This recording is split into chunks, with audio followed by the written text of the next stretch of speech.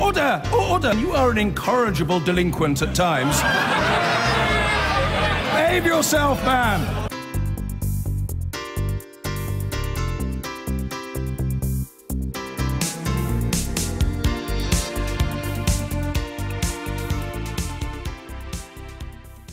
Now, the cream of British business is being courted by the government later today to try to get them on board to support their agenda for Brexit. The government is keen to show that Britain is open for business. Earlier this week, Liam Fox, the International Trade Secretary, said the UK remains extremely attractive to foreign investors a year on from the European Union referendum, and announced there was a record level of foreign investment last year.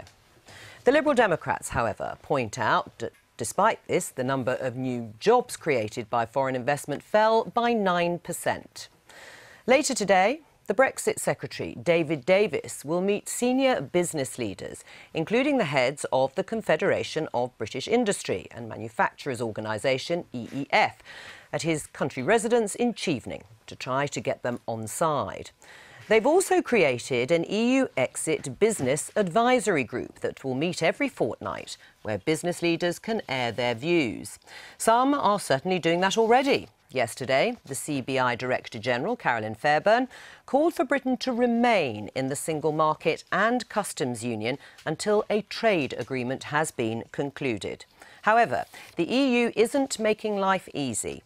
Michel Barnier, the EU's chief negotiator, warned yesterday that frictionless trade, where goods can move between Britain and the EU without too many checks and red tape, is not possible. Well, we've been joined to discuss all of that by the Conservative MP Kit Malthouse and by James McGrory, who runs Open Britain, which is campaigning for the UK to stay in the single market. Welcome to both of you.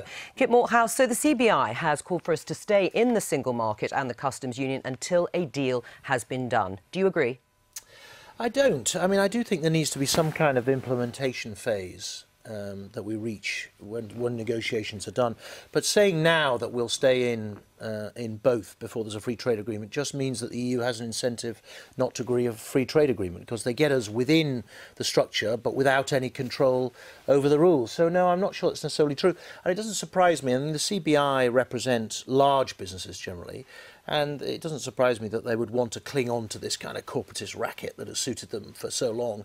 Small business, I think, would have a much more different view. Right. Is that how you regard the CBI, that their voice is clinging to a corporatist racket? Yeah, I mean, the EU is, you know, generally accepted to be, maybe not by James, but generally accepted to be a bit of a corporatist racket. It favours enormous businesses who are not as agile, not as, you know, forward-facing, not as globally facing, and they like the protectionist approach of the EU. So it doesn't surprise me that they want to hang on to it. But I do agree that this notion that there should be some kind of cliff edge, that there's a sudden transition, might not be entirely helpful, and having a transition phase might not be a bad thing. Right. I mean, it's no surprise to some extent the CBI saying this, but from a negotiating position, you wouldn't want to state here and now, would you, James McGrory, as a government, that would be your position throughout a transitional phase? Because, quite rightly, as Kit Malthouse said, then you've played all your cards. Well, I think it falls into the same category as this no deal is better than a bad deal mantra. You know, there are negotiations, there's going to have to be compromise on both sides, but this posturing that's only going to leave us being worse off seems to me to be pointless. Surely the best thing we want to do is get a deal that's good for business. And in response to this being a corporatist racket, the CBI, I mean, I fundamentally disagree with that. But this move's also been backed by the Trade Union Congress today. So it's been backed by both employers and employees as a sensible way forward. And I don't think the government are being upfront with people about the trade-offs that are going to happen if we leave the single market and the customs. Right, we'll come to the trade-offs in a moment. You say it is all posturing, but by declaring so early on, if you like, it's sending out a message, isn't it, to the EU? And also, for many people who want to see Brexit happen sooner rather than later, there is a possibility we'll just never leave. In fact, we're doing the opposite, though, aren't we? We are saying that whatever happens in these negotiations, no matter how they go, no matter whether we've got an agreement, no matter whether a free trade agreement is agreed, and I haven't found a single person who thinks it will be done by March 2019 in its entirety, we are instead imposing our own red line, saying we'll definitely be out of the single market, we'll definitely be out of the customs union, we'll have full control over immigration. But your red line is to stay in the single market, isn't it? I mean, you can see why your position, which is absolutely stated and perfectly clear, will lead people to believe, you know, a bit like the song in Hotel California, you never do leave. Well, you can leave the EU and be in the single market. Can you? Well, Norway, for example, they are not in the EU. They are in the single market. My point would be the government have actually promised people frictionless trade, a deal with the exact same benefits. All right. I'm saying that's not possible unless you stay in the single market. And it's not just James McGrory saying it's not possible. So does Michel Barnier, and he should know, shouldn't he? He's the chief negotiator for the EU. And is it realistic in your mind to say that we will have completed a free trade agreement with the EU by March 2019? Yes, I think it is eminently realistic because we're starting from a completely different position than most people are who are negotiating free trade agreements, right? So at the moment, there are no barriers. In most free trade agreements, you have to have long negotiations about the barriers that exist that you then remove. In this negotiation, it's just about the barriers that the EU decides they want to put up. And that means that things should be a lot easier and a lot quicker. Okay. And not least also, don't forget, because it's very, very much in their financial interest to have a free trade agreement with us. They sell a lot more to us than we sell to them. That's why, you know, me as a Brexiteer, I think we should be concentrating a lot more on the rest of the world as well.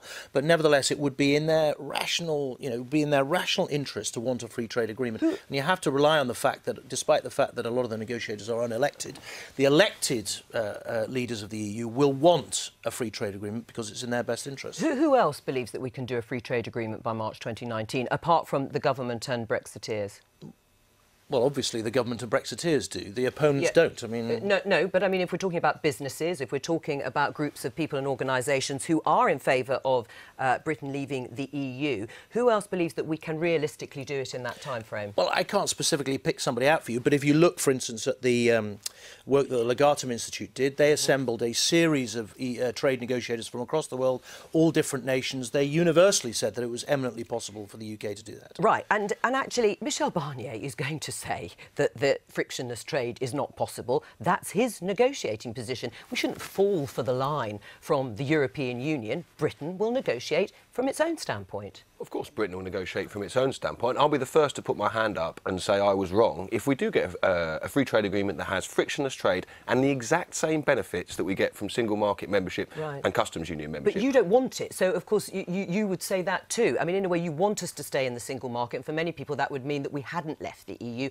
You'd like us to still remain under the European Court of Justice, rightly or wrongly. So, yes, you would stand in that position and say it's not possible because you want to try and persuade people away. Well, I think the onus then should be on the people who are saying it is possible to prove it. You can prove what's possible with the single market. We're in it right now. We see the trading benefits. You can quantify them. But I think just going around saying we can have the exact same benefits isn't the same as actually tangibly proving them. I don't think business agrees with it, and I don't think anyone other than a relatively hardcore group of Brexiteers does either. But business is valuable to them. Our business is valuable to the EU, isn't it? When you look at the trade deficit figures, they need us just as much, to some extent, or more than we need them. I'm not saying that a deal isn't possible. I think a deal is possible. But is a deal possible on two fronts? Is it possible by actually October 2018, which is when you need to do it before you go through the ratification process? And is it as good a deal as we've got now? Is it as good a deal as single market membership and customs union membership? I don't think it will be. Well, let's talk about the frictionless trade. You say it's actually a case of putting up tariffs rather than removing them. But if tariffs did become imposed on certain goods, are you saying we wouldn't be in a position where things would be held up at ports, where at the moment, of course, while we're part of the single market and the customs union, goods travel freely, as do people, of course, but goods travel freely across the borders, across the channel, and we know, hearing Airbus yesterday saying that they could be held up at ports, we don't have the infrastructure to deal with that, that could cause chaos. No, I don't think that's necessarily true. I mean, we had the guy at the Inland Revenue who's dealing with all of this stuff in front of the Treasury Select Committee before the election, and he completely refuted that. We said, won't you need more space at Dover to store stuff? Won't you need, more? He said, no, absolutely not, because most of it is now electronically done. It's done in advance. 95% of stuff goes through completely frictionlessly. Even from outside the EU, this stuff passes through, and he thinks the systems can cope with it pretty well, as they do already, as I say, with trade from outside the EU. So he he didn't seem to think there was going to be a problem, and I don't see why there would be. How much pressure is there, Paul Waugh, on David Davis, who obviously is in charge of the Brexit department, and on Liam Fox, who is trying to put in place these free trade deals, though he can't do them at the moment while we're negotiating that position, to try and say to people like James McGrory, the trade-off will be an advantage to Britain? Well, this is all about how practical and pragmatic you can be in delivering Brexit, and that's what David Davis's main task is, just as the Prime Minister's is. And what you've seen here from these two gentlemen is a variation on whether or not it's practical or completely impractical. As far as DD's concerned, he's actually more pragmatic than most people would expect. And I think that's why he's very popular amongst Tory members, he's popular amongst business, and today he's trying to prove that. He's trying to work through the problem. I mean, someone in government described it to me as being like 3D chess, and you need, you know, the brain the size of a planet to work out all these problems. And it is a problem-solving issue. But the most important thing from the Tory government's point of view is delivering, making sure that all those people who voted leave actually get what they voted for. And actually, when we talk about cliff edges, just to use the jargon, whether there would be one or not is debatable. And if there were a situation where Britain did come out on World Trade Organisation rules, the EU has to operate by those rules. They cannot maliciously take action that would harm Britain. So what's the problem? Well, look, I agree with Barnier here. He was honest enough, I think, to say yesterday it would be the worst of an already lose-lose situation. But the worst off would be Britain. This no deal is better than a bad deal mantra, I think, is one of the most dangerous things that can be done to our country. It's the equivalent of in a negotiation saying, either you do this or I will shoot myself in the head and you in the foot. Right. It's no good for anyone. Is that what you're doing? I mean, is that the worst situation ever? Has that gone now? No deal is better than a bad deal. But has it gone? No, a huge amount of our trade is done on WTO rules across the world. So it is still second biggest market is the United States. You have to, in any negotiation, go out into it on the basis that you would, you're not going to take a penal deal over no deal. If no deal is better than a penal deal, then of course you'd take it. I mean, I think we need to be clear about what's happening at the moment in this negotiation, right? So there's a lot of rhetoric from Barnier and Verhofstadt and all the rest of it, and some rhetoric from our side too, pro-Remain. Well, cabinet ministers apparently have been reported to be saying that Liam Fox is struggling to find any way to balance out losses in UK-EU What's trade. happening is that the negotiating sides are trying to find the moving parts in each other's positions, right? And the deal itself won't start to become clear probably for another year or so.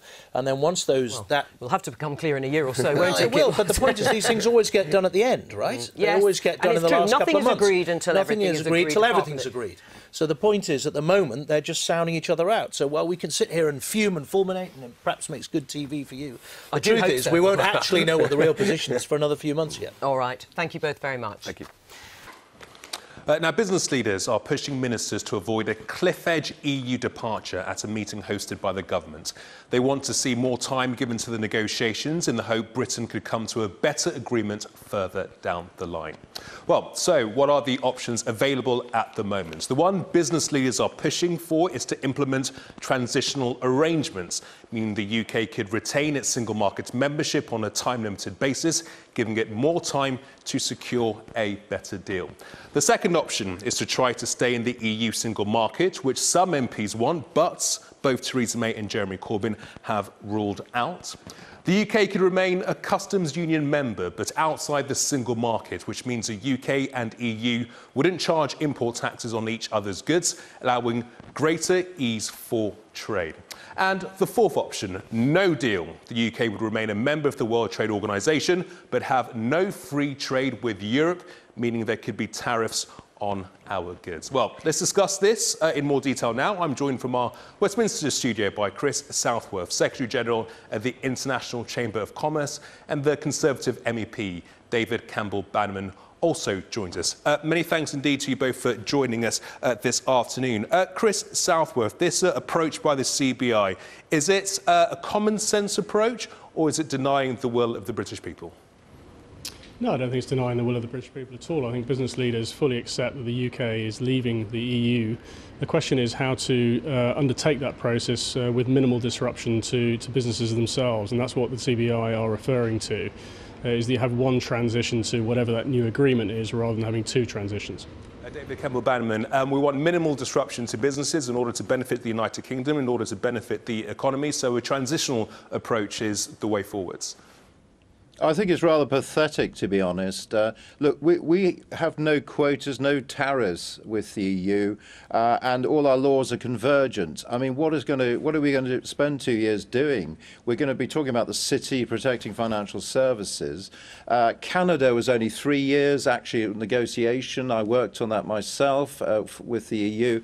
We can do a super Canada deal very effectively. You don't need transitional arrangements. Chris Southworth, super Canada deal?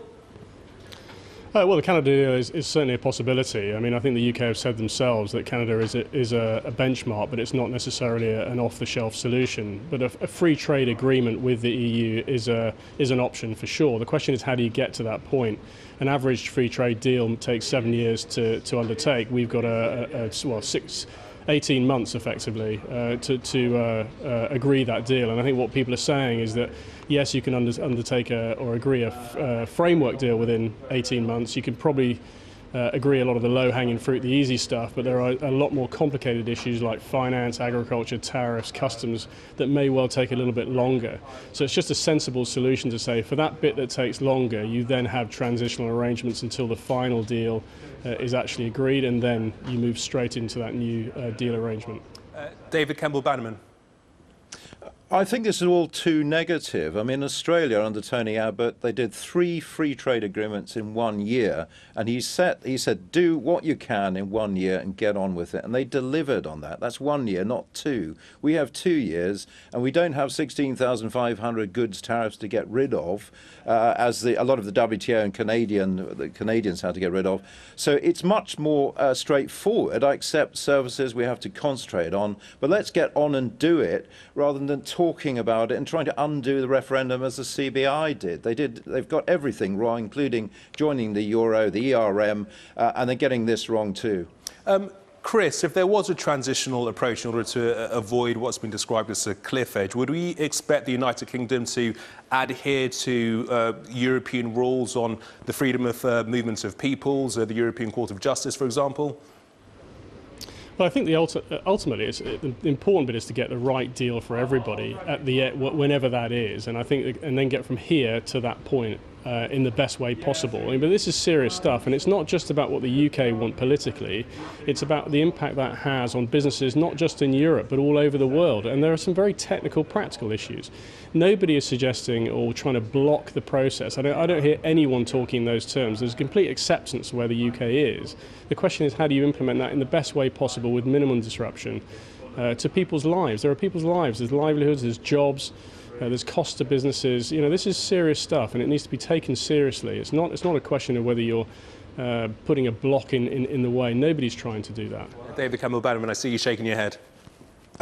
Well, what the CBI are advocating is a sort of open-ended being stuck in the EU customs union and the single market. I mean, they're trying. It's very undemocratic, this. It's a disgrace. We want a proper deal. We may have an implementation phase, you know, when you say, right, we've done the deal, but it will take place like the customs union will start. Chris has suggested that Brexit is going to happen, is not denying the will of the British people. He's just saying that it might make sense in order to benefit the UK economy as a whole, in order for more sensible approach was taken to it all.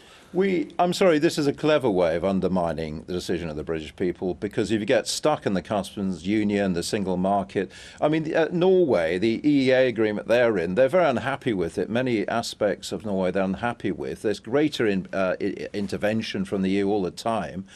They want a new deal as well. We don't want to be stuck in there, paying out a lot. And David Cameron said in the referendum, well, you get to pay, but you have no say. We don't want that deal. It's been condemned by business in the referendum. Now they're advocating it, a lot of these people, including the CBI. And I just think it is wrong-headed.